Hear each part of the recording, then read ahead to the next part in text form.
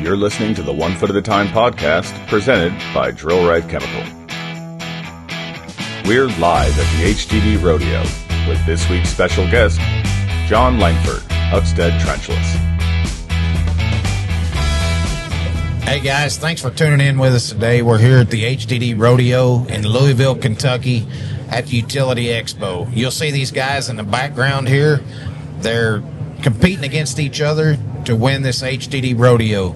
It is great.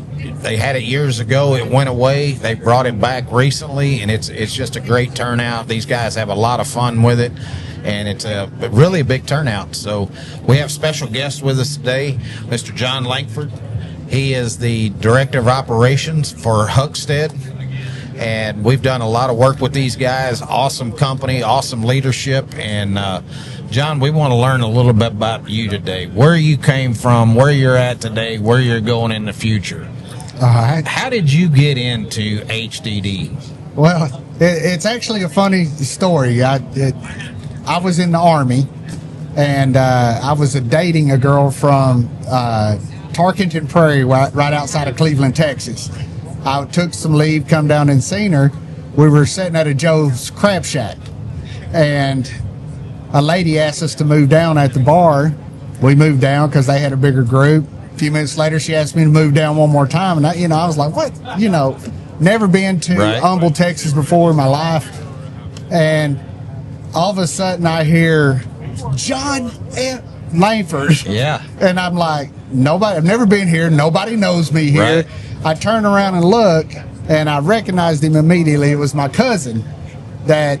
They moved off to, I believe it was Florida, when we were 8, and we're all the same age, and I haven't seen him since. And he just saw you. Well, he recognized me, and he saw me, and I really realized it was because he has a twin brother. Okay. And they stepped up beside each other, and of course we hugged necks. Well, they worked for Horizontal Technology as a steer hand. Okay. And they knew I was getting. We talked, and I was getting out of the Army, and so. That's how I got into it. Is I went to Horizontal Technology and got a job as a steer hand. So you was a steer hand. That's how you got in this business? That's how I got into business. I'm located, but I was never a steer hand on doing wireline. Yes, sir. And that's totally, that technology has come so far. I'm amazed at where it's at. We've talked about it on a couple of these podcasts. Doing the intersect bores, it's like that's not even a challenge for anybody It's anymore. every day. It's not every day, but it's very common nowadays. Yeah. When I started, it was a DOS program and vellum paper, and you had to draw everything out. Now you got your CADs and stuff like that doing a lot of the work for you. So when did you get into you was wirelining? What was your next step in the HDD market? So whenever I left Horizontal, I went to a company, Driver Pipeline, out of Dallas, Texas. That's when I met you. Yes, sir. Yep. They had in-house surveying, and that's where I went, and I started surveying for them. It let me stay home a little more because they worked a little more local. Right. And eventually I became their survey manager for their company, and from there I became the general manager for their drilling division. Oh, okay. Yeah, so that was about a 10-year period to get there, but that's how I got into managing drill rigs. So what year was it that you started wirelining? That would be end of 99. So we're kind of dating you back pretty far in this industry. Actually, I was still in the military when I started with Horizontal. Oh, wow. Yeah, I was getting out, and I had all the leave, but I had zero gap in income. When I got out, I already was working for Horizontal. Well, John, you do a great job in what you do. Your leadership skills stand out. I've been around your guys a lot. They all respect you. They respect what you do. So you're doing a great job on getting good people, gaining their respect, because respect is everything. Because the guys they'll go the extra mile for you if you're treating them right. You can always tell that you trust the ones that you have out there, and they trust you to take care of what they need from you. And how did you get to the point you're at today? Because you do a great job. So I can't number them. I'm just going to number them anyway, but they're not in any specific order. For me, it's caring about the guys you hire. Yep. Getting to know them and what makes them tick. As far as successful, for me, growing and being successful, it's 100% the guys that I have working with me. Oh, yeah. And you notice I said working with me. Yeah, they make or break you.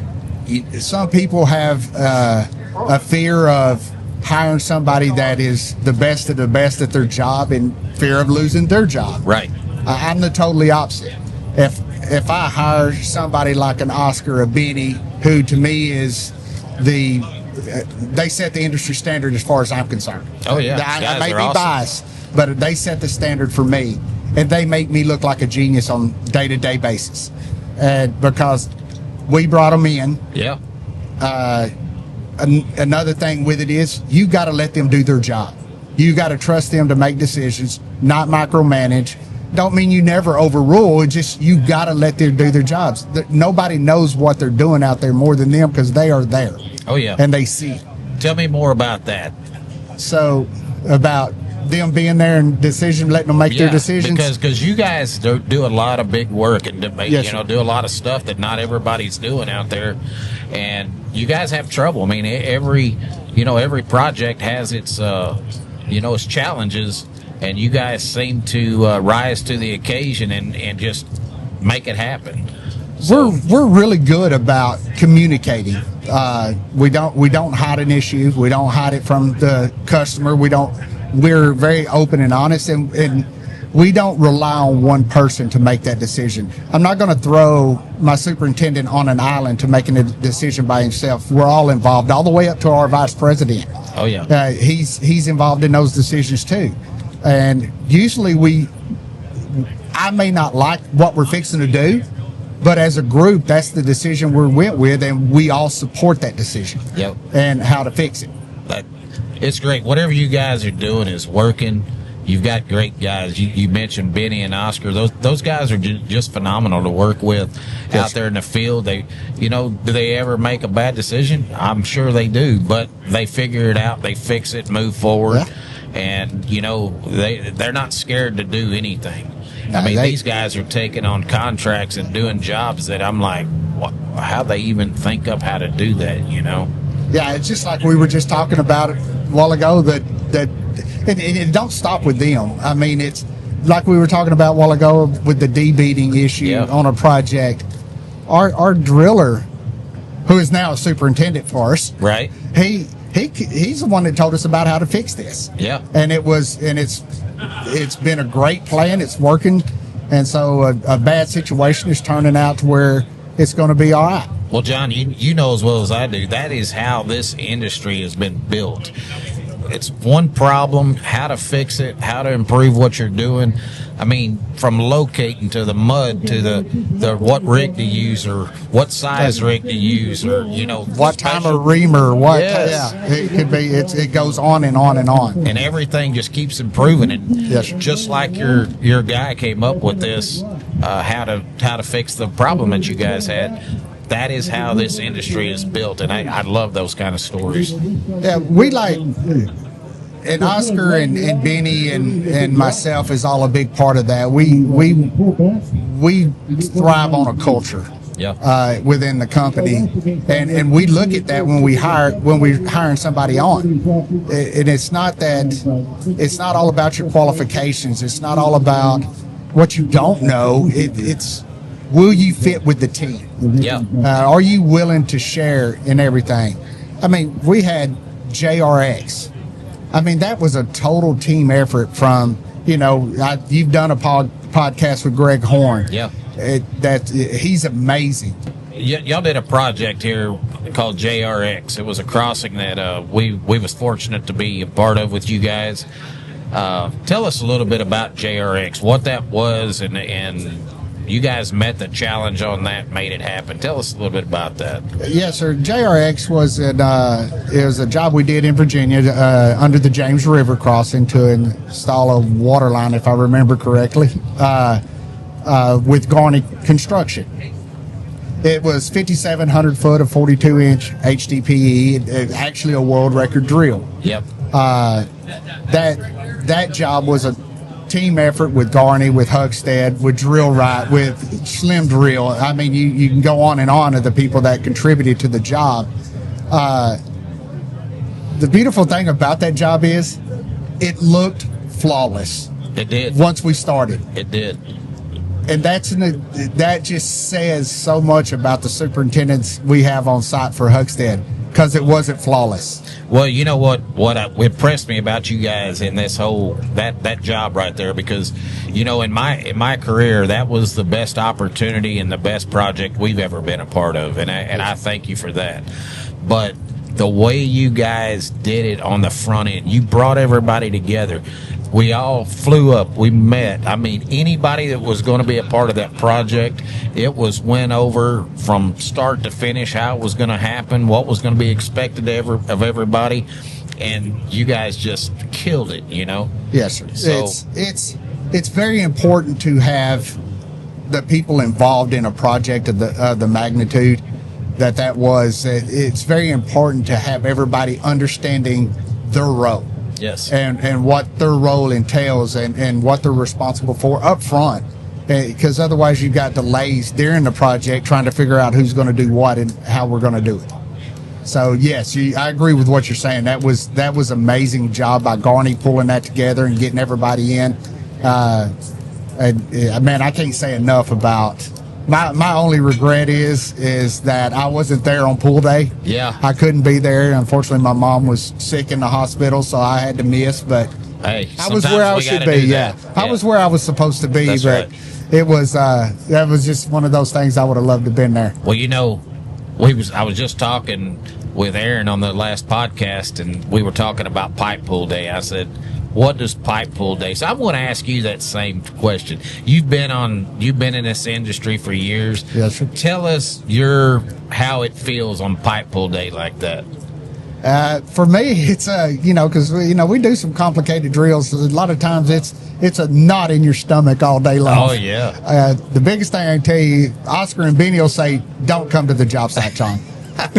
You haven't been here, don't come now and change anything. That's right. Don't bring us any bad luck. Don't bring us any bad luck. So, but no, it's a knot in your stomach. It's with the people we have, it's a little less because anything that goes wrong, they're going to be able to handle or take care of and fix.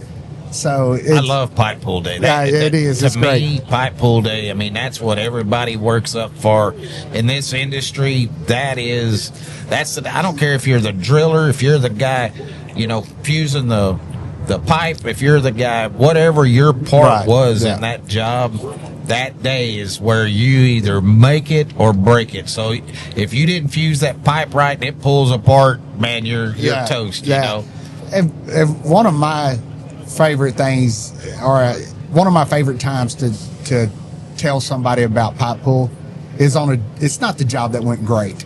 It's the job that we've struggled on and we had to fight the whole time. Yeah. And then you get the call from the superintendent, hey, it's in.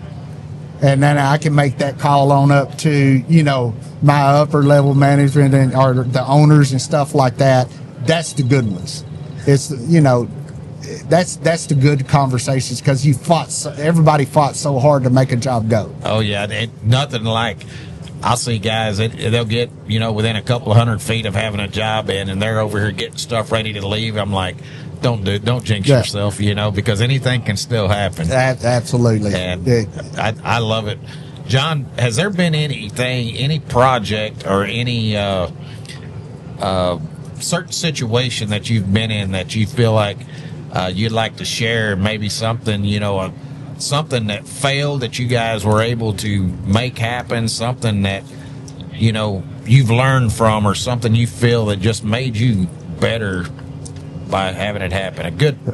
Well, there's probably a bunch of those, but through the years, but the one it comes to mind right away, and then I started to speak on it previously, because you brought up making decisions, letting them make decisions in the field. We were on a job in New Jersey, and pipe got stuck on us. It was some HDPE, we fought trying to get it out, got hammers out there. We got rigs moved over to the other side. We tried washing over with it. It just wouldn't come out. Well, Oscar calls me, and we were working 24 hours. Oscar calls me at night. He said, John, I want to cut this pipe and just pull it to the rig. Just pull on it till it comes on. I sat there, thought on it for a minute, and I said, no, not yet. I said, I don't want to do that, because if we lose it, we're done. There's nowhere else to put this drill. So let's keep working on it. We worked on it for another 2 weeks. Oscar brought it up again, and I said, cut the pipe. He pulled on it for 15 minutes, and it went on through the hole. You know, that was a bad decision for me, but the thought process of it was okay, that if we lost the pipe, we were done. You know, you're not getting it back. Well, those are very high pressure situations, you know. Setting back hindsight, you know what? Just listen to him. If he thinks he can do it, let him do it. You know what I mean? But then you also got Benny wants to go from a pilot to a 60-inch ring pass. You got to pump your brakes, brother. Pump your brakes. Yeah, I like your optimism. But come on now. That's old day stuff. They used to do that all the time back in the day. There's probably a better one out there on there that's really taught me something about who we are. You know, I can go back as recent as Champlain Hudson. You know, the last 2 drills on that jobs with the formations and the aquifers and the issues going on both on water and on land. It was constant, and it was tiring, and I can't say enough about every guy that was out there as far as the crews that lived it every day. Yeah. Tell me more about that. So with that job, you know, we went in and we tried to install casing. Well, we in cobbles and rock right away. The hammer, we couldn't hammer the casing in very far, so we had to pull it out. And luckily we did, because the ends of it were turned over. We went ahead and started drilling. We knew there was an aquifer out there, and but we hadn't really seen it coming to fruition. So, but as we got to drilling out there, it reared its ugly head, and we started getting water back to us. We tripped out of that, and we used Northeast Remsco, our sister company, has a Geonex, and it's like a microtunneling machine that hammers behind it. It has an auger that fills it out. Okay. And we used that, and we installed our casing, 30-inch casing, to depth. Like, I mean, it was like quick. And I'm like, where did this thing come from? I'd never seen it before. I never heard of it. So by doing that, you protected yourself from the aquifer. It helped protect ourselves from the aquifer. The only problem is we protected the entry side, but 400-foot elevation change at the water, we started getting it some there. So, but it came up through our casing in the water. It's never easy. And, you know, we lost fluids during the deal. We had to trip in and out, and it was just one thing after another. We did intersect those drills, and the intersect went pretty good once we got started. Yeah. It was just getting it in, and, you know, getting the reamers done and controlling the water, controlling the mud that we had to deal with it. Then when we pulled it back, we had to pull a little harder. And we didn't over pull what the pipe could handle, but it's pulled harder than we wanted it to. Right. And so we had some issues with the pipe. We had to pull a little more, but we were actually able to pull it with an excavator. So the hole was pretty good. But in result, you know, the problems went on for a long time with just different scenarios, getting too much water at the barge to where you couldn't handle the flow, because somebody might just dump that over the side, but we didn't. Right. Thank goodness. So no, that's why you guys are where you're at, because you guys have took on the most challenging bores. You guys are not scared to step up and take on those challenges and make them happen. Yes, I can't say enough good about you, your guys, your crew, even your leadership above you. Yes. You know, the fact that had pipe pull, Rolly was there, and I just really like the guy. I haven't got to talk to him a whole lot, but the fact that he's there supporting you guys the way he does, I just think that's awesome. Yeah, we've got a good corporate as a whole. We do. We got a good umbrella of sister companies that assist us. You got Northeast Remsco that does heavy civil and microtunneling. We do microtunneling also. Don't ask me a lot of questions about that because my knowledge is that's Ray's expertise, and I'm getting into it, but I don't know the expertise like he does. Hey, it takes a team, man. Yeah, and then you got Caldwell Marine that does all the marine work, and we team up all the time, and it makes for it's cohesive because it's almost, I won't say the cliche of a family deal. It's more of a teamwork deal because we're all in it for the same goal. Well, John, we named this podcast 1 Foot at a Time, so you can attest to this. That's the one thing I think. It doesn't matter if you're running a 10-15 out here popping driveway shots, or if you're doing the maxi rig big bores like you guys are doing. Yeah, sure. We all, everything you've got in life, everything you've accomplished, everything you've bought, everything, send kids to school, to help your mom when she's sick, things like you do it 1 foot at a time. And, yes, sir. And you guys are great at what you do. I've been just overwhelmingly watching you through the years, and I'm like, how does he do it? How does he balance this stuff? Because you guys make it look easy, I'll have to tell you. Well, I appreciate that, and that's good to hear that we make it look easy, because those boys are out there and they're banging their heads against walls, but they keep it with us. They and work that's their a good deal. ass off out there. Can't say enough about them, from the labor all the way down up to the superintendents and project managers. All of them, they do a great job for us. Well, if somebody would like to know more about Huxted, more about what you guys do, how can they find you guys online? It's HuxtedTrenchless.com. HuxtedTrenchless.com. Or they can do, JAG.com. You get to all three sister companies like that. Okay. But our website, we should be HuxtedTrenchless.com. All right, I got one last question for you, John. All right. You came into this industry not knowing anything, and we all know how hard it is to get good people these days. Yes, sir. So one of our goals is to help promote this industry so that young people coming out of college, people that's been in other industries that might give this industry a shot, because we need new people, that. We do. What advice would you give somebody coming in that's maybe thinking about coming into this industry? What advice would you give some of them? Advice-wise, I'm not sure about advice. I would say that they need to know the honest truth about what this is. Yep. This is one of the most rewarding industries you can have, the most satisfying industries, but it's also that industry that'll make you pull all your hair out, make your beard turn gray. And they need to understand what they're getting into. You're going to get into this industry, and you're going to get out of it what you put into it. If you want to be a 40-hour week guy, that's what you're going to get out of this industry. If you want to go above and beyond, you're going to find someone like me, a high school graduate. I did some military.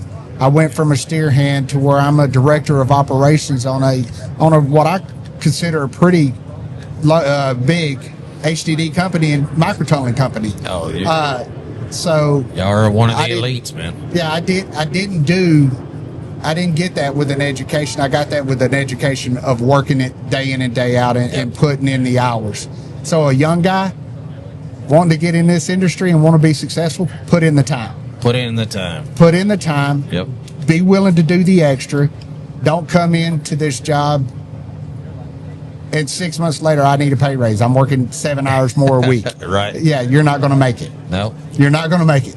Well, John, that's great advice to these guys, because, I would like more people to try this industry, because it is a good industry. You can make a good living for your family.